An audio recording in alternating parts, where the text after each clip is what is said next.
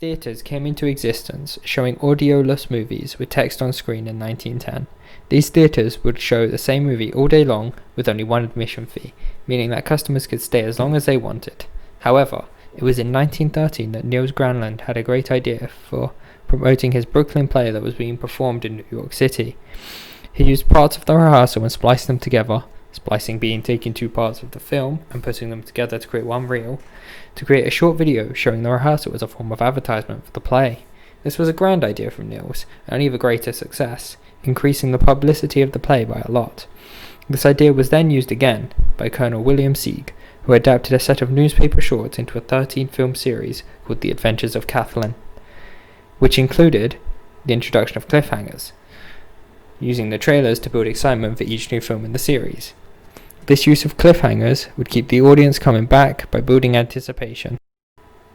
Progressing on, in 1916, trailers were primarily made by theatres themselves. However, a certain big corporation was the first big studio to invest in making their own film trailer studio.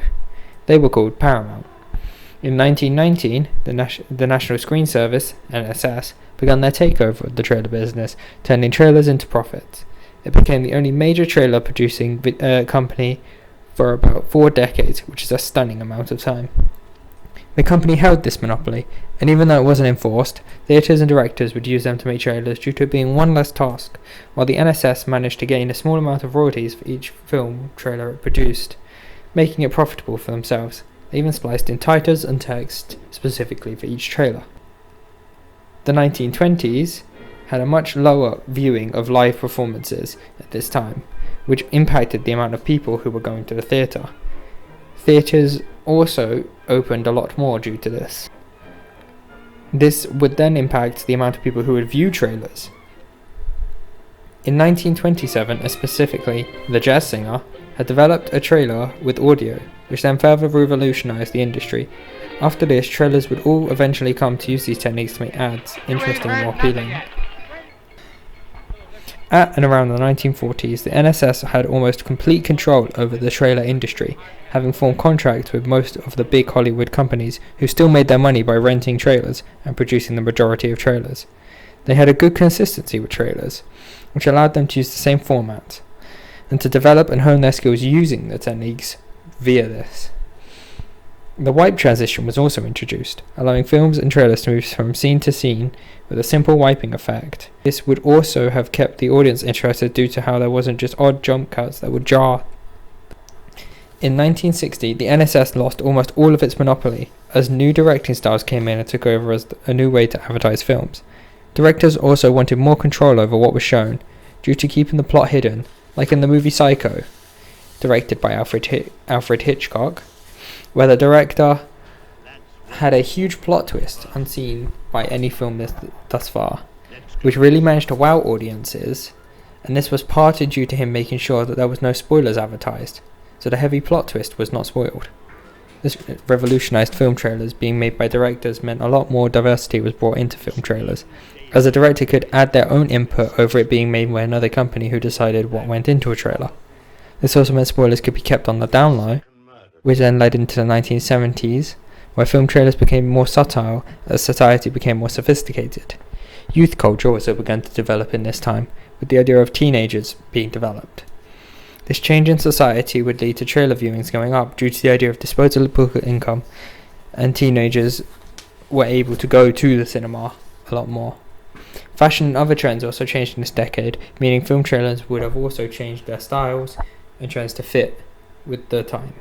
It was a revolutionary year for trailers again, with the introduction of new trends, styles, and other formats of marketing schemes to go along with the films.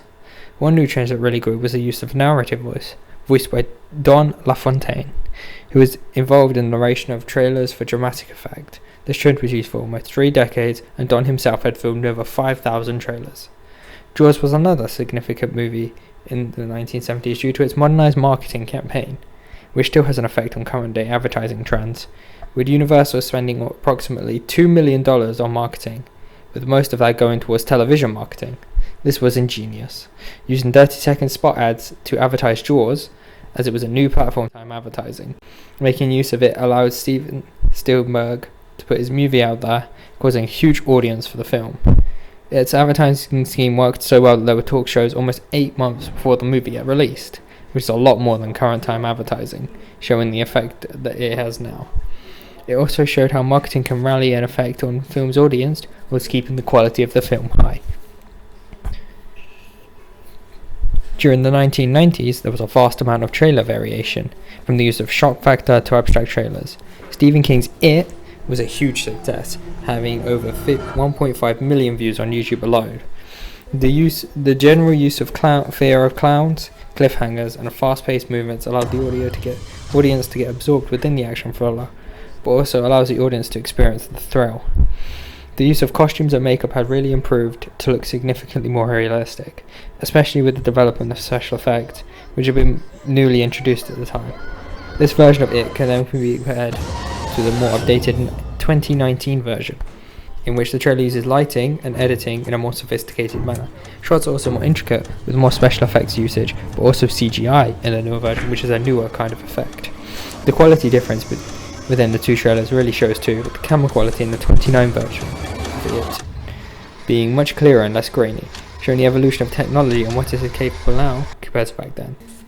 More modern movies, like Black Panther, which was made in 2018, are more likely to be a part of a franchise or series, meaning scenes from its previous films may make it into trailers.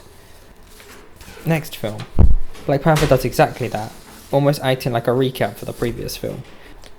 There is also a lot of CGI and screen effects within the trailer, which is a much newer technique to show the scene of the film, which is a lot more technologically advanced. This usage is used to build anticipation for the movie while also providing lots of awe, due to how advanced and different the environment looked. The teaser trailer alone got 89 million views, which is an incredible amount for a second clip. The target audience for trailers seemed to be aimed towards the more African and darker races, which was a new convention. This worked well due to society's current trend of black revelation, which brings a positive impact to society, and that positive impact spread the word about the trailer to people. It shows how trailers are developed with sound and transition and editing, which all have editing skills that I have spoken about that have been around since 1913.